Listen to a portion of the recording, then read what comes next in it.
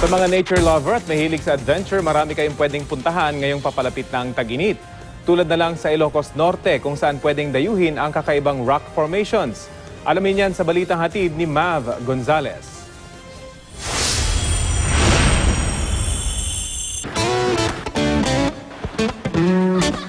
Hilig niyo bang mag-cliff diving? Perfect sa inyo ang dinarayong beach na ito sa Corimao, Ilocos Norte.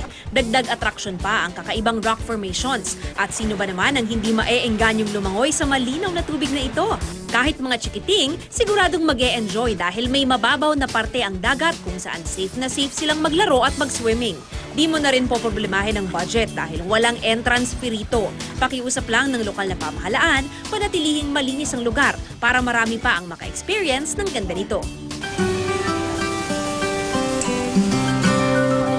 Matutuwa naman ang mga mahilig sa mountain climbing at mga nature lovers sa bagong diskubring Tipuan Falls sa Real, Quezon.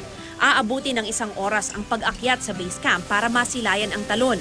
Pero siguradong maiibsan ka agad ang pagod mo kapag nakita mo na ang ganda at linis ng lagoon nito.